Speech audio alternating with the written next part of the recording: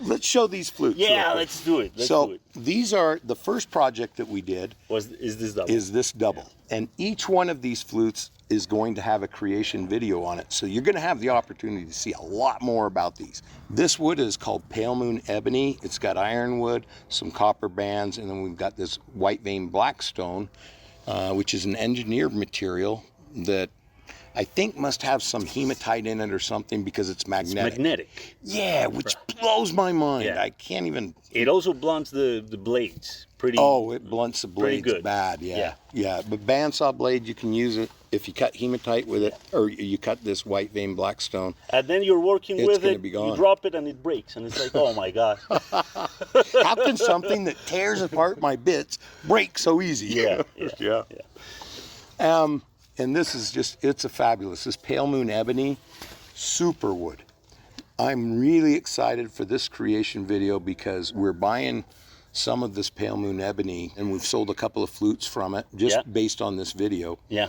And so we're bringing in some more of this wood. The sound of it is so good. The density of the wood is fabulous. Yeah. And the low porosity. It's got such a fine grain. Yeah. I remember when we turned one of the flutes and you bored this lower chamber and you cut a little ring, and I kept it. That's end grain, and you don't see any pores. None. Yeah, amazing. We should get my loop out, magnify that by 10, so you can look at it because it's interesting. Well, the pores are there. Exactly. Yeah, right? They have to be. It's not a conifer. Right. Yeah. But it's very small pores. Very tight. Yeah, very tight grain. I was surprised with how beautiful it sounds. Me too. Yeah. Honestly, I expected it to sound like Nigerian ebony or maybe Hmong ebony or Macassar ebony, which all make great flutes. Yeah. Fabulous flutes. But it has a smoothness to it that those woods, in my experience thus far, have not produced the same kind of smoothness.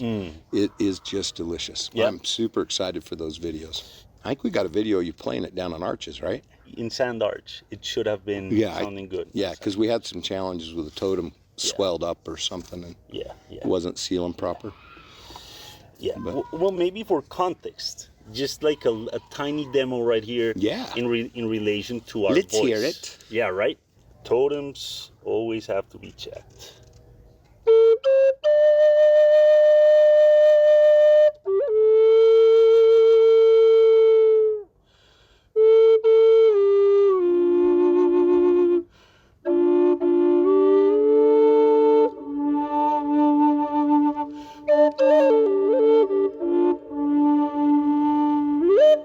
Awesome. I'm excited for people to see some of the solutions that we came up with for joining the double flute. I really think that through the process of making this flute with you, Pablo, that we came up with things and methodologies of creating the double flutes that is going to fundamentally change the quality of the instruments we're able to produce. I'm really excited for people to see that. And hopefully lower some of the costs too. Yeah, hopefully. Exactly. Because, man, it takes so much longer than just making 2 flutes. I used to say making a double flute is like making 3 flutes. Well, but that's not true. The mouthpiece alone is another flute. Well, it's done so much by hand, the mouthpiece. Yep. That's one thing. Yep. But, yeah, and then joining it, you have to really do the math. Yeah. Well, we did the math this time. And it worked. Yeah. So the dimension right here is going to be 171 on that bottom flute, 1.71. And then we'll have the bottom right here. I like to put that bottom saddle right above the tuning holes because when you push the leather straps away from the holes, they are not going to cover the tuning holes. If somebody pushes it down over the tuning hole and all of a sudden they're wondering, what the heck's going on with my flute? You know, I've had that happen when I hadn't thought it through. Yeah. And so by putting it there, it just gives us a good stop. So we got 165. It worked. The other thing awesome. Is the tuning of both flutes has to be spot on. Absolutely spot on. Which means you do need to make sure you got the totems positioned properly. That's part of it. Yeah, because you change the position of the totem and the flute changes pitch. Yeah, that's right. Yeah. fabulous project. That was so amazing. That first week when you were here, Pablo, it was just, I remember every night I went to bed just feeling, yes, Well, had an awesome day. The funny thing is, we're exhausted by the end of the day.